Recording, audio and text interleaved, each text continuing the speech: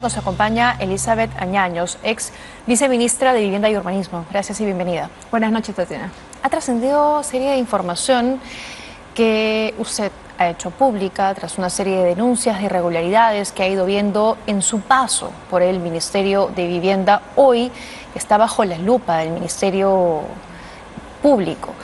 Y entre las cosas que dice, la primera, porque son muchas, pero la primera que me llama la atención es que señala usted que el ministro de ese entonces, Heiner Alvarado, no era quien tomaba las decisiones y se lo dice directamente a usted. Cuéntenos eso. Sí, Tatiana, justo el ministro en reiteradas ocasiones me dijo que él no tomaba las decisiones, ¿no? Y como a través de las designaciones de los cargos de confianza, porque en un momento me entero que estaban cambiando al superintendente de Bienes Nacionales por un perfil que no correspondía, no era el perfil técnico, y él me dijo que no tomaba las decisiones, como al inicio de la gestión que tuvimos una reunión inicial en donde me pidió que me quede. Entonces, él recibe personas que las coloca, pero no cumplen con el perfil, ¿o sí? No cumple con el perfil y además lo saben, porque justo el jefe de gabinete, el señor Salatiel Marrufo, me comentó, sí, vamos a cambiar a todas las unidades adscritas, entre ellas SBN, COFOPRI y otras, y además me comenta, por si acaso el de COFOPRI, la persona que va a venir a COFOPRI, no es muy buena, así que tú vas a tener que estar detrás, ¿no? Como si fuera niñera, ¿no? Y eso me pareció fuera de lugar, por lo cual yo le pedí al ministro mi renuncia, en realidad en 3 ocasiones. Yo entré y le ofrecí mi renuncia el 30 de julio, ¿no? Pero él me pidió que me quede y que comunique a todo mi equipo que no tenga ningún problema porque quería trabajar con nosotros. Por eso continué y me quedé mes y medio y que finalmente ya me aceptaron la renuncia mes y medio después, ¿no? ¿Y quiénes eran estas personas que comienzan a ocupar el Ministerio de Vivienda? Eran personas que, en lo que entiendo, eran conocidos de ellos. Luego, obviamente, si uno hace una relación entre si es que cuando fui a la reunión con el presidente y luego me mandan a una reunión con los asesores llamados el Buró Político, hay una relación que hay mucha influencia de esas personas y también, claro, si es que no decide el ministro, ¿quiénes son los que deciden las designaciones, ¿no? Parte del motivo de mi renuncia fue justo las malas designaciones que estaba haciendo el ministro. Inmediatamente cuando salí se puede ver y verificar que todas las designaciones que cambiaron el Ministerio de Vivienda no tenían tampoco el perfil, ¿no? En muchos casos. Esa reunión de la que hace referencia es clave, porque en primer lugar tenían que presentarle proyectos al presidente Castillo, para lo cual se habían preparado. Exacto. Nosotros tuvimos la reunión con el presidente Castillo, en donde el ministro solamente entró a la reunión, tuvo una reunión muy rápida, luego de eso sale y nos indica, vayan al Buró Político, ¿no? Lo dice el ministro. El ministro lo dice y le pide al jefe de gabinete que nos lleve. En ese momento el jefe de gabinete sube a mi auto y nos dirigimos a una dirección que él conocía, me la envía por mensaje de texto, que es lo que se ha mostrado también en prensa, ¿no? Y llegamos a este lugar en Surquía donde tampoco sabíamos que era una casa. Hay que aclarar que en ese momento la gestión era muy desorganizada, ¿no? Desde el inicio, desde la transferencia y otros espacios, la gestión era desorganizada. Entonces, esa reunión de alguna manera no le llama la atención por la desorganización en el sector. Me llamó la atención cuando llegamos allí, pero como lo que yo llevé a la reunión del presidente, y eso es importante aclarar, era una reunión de gestión para un presidente, que es una presentación PowerPoint, en donde tienes beneficiarios, monto, cantidad de proyectos, en unas diapositivas, en 5 diapositivas. Entonces, cuando llegué a esta reunión en donde el ministro me pidió que vaya, lo que hice fue mostrarle a estas personas que yo entendí además que eran asesores del presidente, que estaban acomodándose, ¿no? Además dijeron que eran paisanos del presidente que estaban para apoyarlo, ¿no?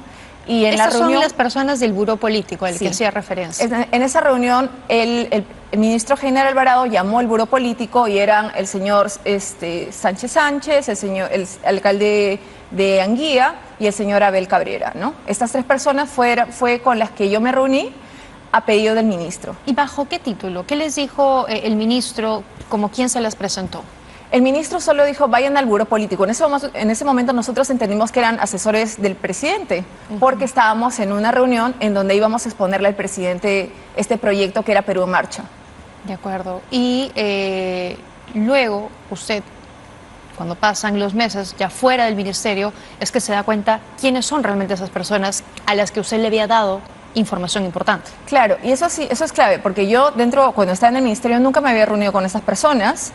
Vi a Abel Cabrera en un viaje con el señor Salatiel Marrufo, ¿no? Que llegó a Jaén, fue la segunda vez que lo vi, pero nunca después dentro de la gestión en el ministerio vi a ninguna de estas tres personas. Ya después, con el tiempo, con los titulares, con las noticias y hasta los últimos meses, me enteré y pude como entender cuáles eran las situaciones que estaban detrás, ¿no? Lo que motivó también mi renuncia, como te comentaba, y en realidad donde vi que había no había mucha transparencia era en las designaciones que te comenté, y también en las frases o las formas en cómo ellos trataban y cómo maltrataban a los funcionarios públicos, ¿no? Sí, ya eso vamos a ver un instante, porque esa reunión es clave, insisto, porque usted te estaba dando información importante sobre las obras, sobre el presupuesto, a personas que luego salieron, crearon empresas fachada para licitar, porque ya sabían que había el dinero en el Ministerio de Vivienda. Lo clave es eso, y lo que yo siempre he estado comentando es que en esta reunión ellos ya sabían que iba a salir un decreto de urgencia. Ellos sabían antes que cualquier contratista o que cualquier alcalde que había una lista, y eso es información privilegiada, ¿no? Que no la deberían de tener un contratista ni tampoco un alcalde, porque cuando hay un paquete de obras, además que cuando fuimos a sustentar con el ministro de Economía no nos dieron todos los recursos, se tiene que priorizar, y el alcalde de Anguía sabía que el ministerio estaba haciendo un paquete de inversión en donde estaba el proyecto, ¿no? De él. Entre los beneficiados era Anguía. Uno de los beneficiados era Anguía, ¿no? Por eso te comento, lo clave ahí es que ellos tenían información privilegiada cuando no la deberían de tener. Y además eso hace que un alcalde no sabe que le va a llegar hasta que sale publicado el decreto de urgencia. Pero en este caso ya la sabían desde septiembre. Cuando fuimos a sustentar y cuando además sabían todo lo que estaba pasando en el Ministerio de Vivienda.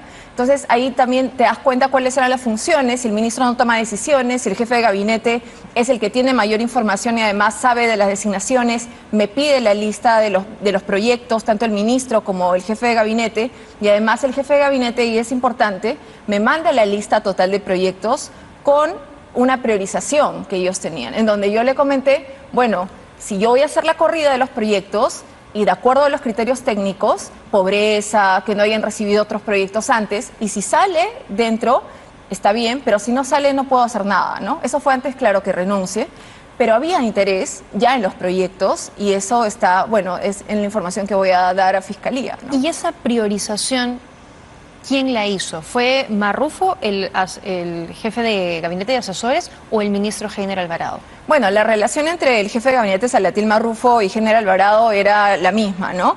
Ellos estaban al tanto de todo este paquete de inversión, que es contrario a lo que el ministro Heiner Alvarado ha comentado, que él no sabía nada y que eso fue del Ministerio de Economía. Eso no es así. Esa versión es creíble, eso es cierto, ¿no? Porque el ministro hoy dice, yo no tengo nada que ver, quienes aprobaron esto fueron el MEF, yo me lavo las manos. ¿Esa versión es creíble? No, es cero creíble. Además hay fotos de la reunión donde vamos con el ministro Franque, el ministro General Alvarado, el jefe de presupuesto, el viceministro y yo, y sustentamos este paquete de Perú en marcha para el ministro Franque. Es importante además que todos los funcionarios públicos saben que el ministro de Economía da los recursos, pero son los sectores los que priorizan.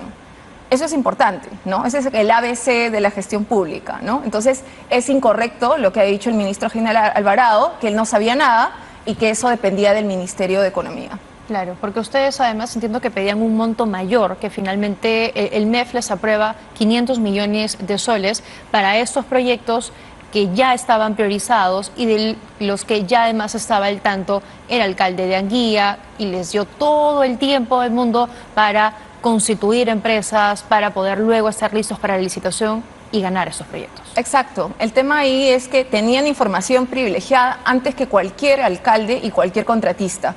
Además, porque estos proyectos estaban desde antes, estaban esperando financiamiento, ¿no?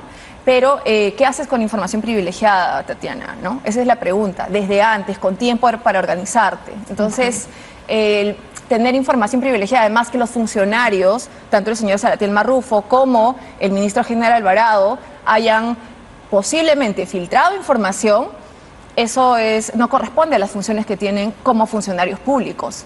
¿no? La labor del ministro es fiscalizar, velar por la transparencia, por la adecuada ejecución de obras públicas, por lo cual por lo que está pasando y por la información que se tiene ahora, posiblemente no fue lo que pasó en ese momento. No, y sin ningún descaro además, ¿no? De llevarlos a ustedes para que le expongan al propio alcalde de Anguía y otros sobre los proyectos que van a ir o que por lo menos ellos pensaban iban a ganar, y efectivamente ha sido lo que pasó con ese decreto de urgencia que estaba direccionado. Sí, es que la forma que ellos tenían o que pensaban en cómo operaba el Estado, y eso es una falta de respeto a los funcionarios, es que todo funcionaba como una red de corrupción desde antes. Una de las preguntas que me hizo el jefe de gabinete cuando casi entramos fue: dime cuáles son las empresas de Sagasti, ¿no? Usted venía desde el gobierno de Sagasti. Claro, yo venía del gobierno de Sagasti, entonces me pregunta cuáles eran las empresas de Sagasti. Yo creo que te equivocas porque así no opera el viceministerio, y ni siquiera el área de contrataciones está aquí, y además la gestión de Sagasti ha sido transparente. Entonces, siempre pensaban que el Estado era un botín, que es como se ha ido evidenciando a través de todo lo que hemos visto, tanto de las obras como las designaciones, y la falta en realidad como de respeto también a la población, ¿no? Porque se está priorizando otros temas en lugar de atender a los temas de fondo. O sea, ingresaron de frente con una consigna. Completamente, porque si quieres trabajar, ingresas con gente que quiera trabajar, ¿no? Con gente técnica que pueda empujar los proyectos. Y te voy a contar una situación también que pasó en ese momento. El ministro de Vivienda, Heiner Alvarado, y el señor Salatiel Marrufo me pidieron la lista de los profesores a nivel nacional, ¿no? Porque querían hacer un programa de vivienda, se supone. Yo armé el programa de vivienda, pero no era lo que les interesaba, sino querían la lista para fines políticos del presidente Castillo, que literalmente el jefe de gabinete me comentó eso. No, yo quiero la lista de los nombres de los profesores con sus contactos y sus teléfonos. Y no les interesaba hacer un programa de vivienda cuando sabemos que en el país los profesores rurales son los que sufren más, y el Ministerio de Vivienda podría haber hecho eso, podría haberles dado vivienda de calidad en las zonas rurales y podría haber hecho un programa de vivienda para todos los docentes que necesitan. Pero no les interesa atender los temas de fondo y los temas que la población requiere, sino que solamente necesitaban la lista de los docentes para temas políticos del presidente. ¿Cómo fue su relación esos meses con el ministro Alvarado? En realidad nosotros, todos los funcionarios, trabajamos para la institución. Entonces nosotros queríamos darle goles siempre y teníamos un buen equipo. Entonces estábamos tratando de apoyarlo en todos los proyectos y además darle proyectos, ¿no? Claro, en este caso Perú en Marcha fue algo que les interesó, pero habían otros temas de vivienda. Sin embargo, hay un tema que fue incómodo y en realidad que no se debería de normalizar, ¿no? Que fue el lenguaje inapropiado que tuvo el ministro Heiner Alvarado y el jefe de gabinete hacia mí. Esos son los maltratos a los que hacía referencia. Sí, en realidad le podemos llamar machismo y acoso. Sí, podría ser violencia de género, ¿no? Es como el término en realidad adecuado. Y yo creo que el punto más crítico fue en una reunión de alta dirección donde estuve con el jefe de gabinete y con el ministro Heiner Alvarado, y el jefe de gabinete le dice al ministro Heiner Alvarado: Heiner, tú sabes que le quiero proponer matrimonio a Elizabeth.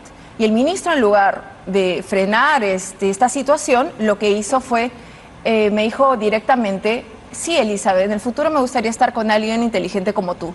Esto en una relación laboral, en una relación jerárquica, en un espacio en donde más bien tendría que haber respeto e igualdad entre los funcionarios. Entonces, esto es violencia de género, también es maltrato, ¿no? Y hay un maltrato también, Tatiana, en los profesionales que tienen como una carrera, los profesionales que tienen todas las habilidades, porque desde el inicio, la primera pregunta que nos hizo el jefe de gabinete a todos los funcionarios fue, bueno, ¿dónde han nacido ustedes? Se sorprendió. ¿Para qué quería saber dónde vienen ustedes? Como pensaban que las personas que viven en Lima, ¿no? Porque yo soy de Cusco y todos los que estábamos en la mesa eran de todas las regiones, porque lo que no entienden es que Lima es una ciudad de migrantes también. Ellos querían menospreciar que nosotros, nuestra procedencia, si éramos de Lima, porque si éramos de Lima no entendíamos el país. Cuando muchos de nosotros hemos trabajado fuera en diferentes regiones del país, hemos ido a las zonas más rurales, ¿no? Y eso no entendía el jefe de gabinete. No contento con esa pregunta, la siguiente pregunta que nos hizo fue, entonces deben haber estudiado en Lima, ¿no? Como si haberse educado, tener conocimientos fuera algo en contra de lo que ellos estaban buscando. La pregunta es, entonces, ¿qué perfiles buscan, no? ¿Qué perfiles busca? Además, si te interesa sacar el país adelante. ¿Y estos maltratos eran constantes, eran reiterativos? Eso fue al inicio, en el inicio, pero a mí lo que me generó, lo que fue desagradable fue esto, el lenguaje inapropiado del señor Salatiel Marrufo y del ministro General Alvarado, ¿no? Relacionados al tema de género, ¿no? ¿Nunca lo denunció? No lo denuncié. En realidad es complicado el tema de la denuncia en este país, sobre todo, ¿no? Que una mujer, además, uno trata de hacer, como decir, hacerse la loca o tratar de ignorar, tratar de que no pase, pero eso va escalando como la situación que te he comentado. Y es algo que no se puede normalizar. O sea, lo que quieren las mujeres es trabajar en cualquier espacio laboral tranquilas, ¿no? Con las mismas condiciones de igualdad. No se pide nada más. Y eso tiene que estar en la gestión pública como en cualquier espacio laboral, en cualquier lugar, ¿no? Y en ese caso el ministro Alvarado no hizo nada para detenerlo. No hizo nada. El ministro General Alvarado, como te comentaba, había varios intereses dentro del ministerio. El ministro tiene que dirigir las políticas, tanto de vivienda, de saneamiento y otras cosas, pero lo que hacían era, más que todo, gestionar proyectos. O sea, de un momento a otro el ministerio se convirtió con la careta de que nosotros somos un gobierno del pueblo y que los alcaldes nunca los han recibido en el ministerio, nosotros sí los vamos a atender y les vamos a dar obras, cuando eso no funciona así, cuando un ministerio tiene que dictar las políticas, diseñar políticas, ver los problemas estructurales y no solamente gestionar proyectos, que es lo que se volvió el ministerio y ahora entendemos que posiblemente haya sido por otras razones. ¿Cómo ve esta situación ya desde afuera, ya con un tiempo en el que ha podido procesar, analizar la situación y sobre todo entender con mayor claridad quiénes eran las personas con las que se vio obligada a compartir información importante? Cuando usted, como muchos funcionarios públicos, venían trabajando de una manera, llega este nuevo gobierno con maneras diferentes de trabajar, ¿cómo lo ve ahora? A mí me parece que están engañando a la población porque les están haciendo creer con un mensaje de victimización que quieren atender los temas del país, pero lo que están haciendo es aprovecharse del Estado para fines personales y eso no es servicio público, ¿no? Eso por un lado, y eso es algo que está afectando el futuro en todas las reformas. En el sector vivienda, claro, está paralizado, o sea, ¿cuál es el nivel de ejecución presupuestal al día de ayer? 26% en obra pública, ¿no? Proyectos grandes que tienes, como el catastro, que son más de 100 millones, que es para que los alcaldes puedan tener mayores recursos, 3% de ejecución, ¿no?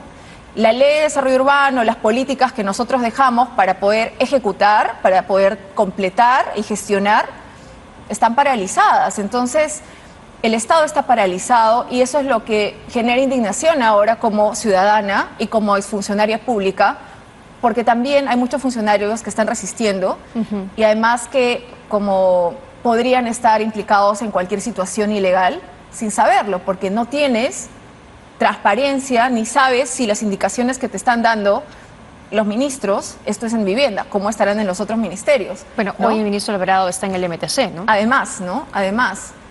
Claro. ¿Cuál es su situación ahora? ¿Va a colaborar con las investigaciones? Sí, completamente, ¿no? De hecho, ya tuve una citación de fiscalía, entonces próximamente daré la información que tengo y parte de todo lo que te estoy comentando ahora. ¿Y no siente temor por exponerse así, por contar esto? Son declaraciones serias frente al gobierno. Yo estoy diciendo la verdad y obviamente estoy tomando los cuidados del caso, ¿no? Y además, es importante. Yo creo que mi labor como ciudadana y como exfuncionaria pública es importante decirlo. Es importante decirlo porque esto es insostenible, sobre todo. Y es insostenible no para los funcionarios públicos, sino que es insostenible para la población. O sea, si esto no cambia, la situación de desigualdad va a incrementarse.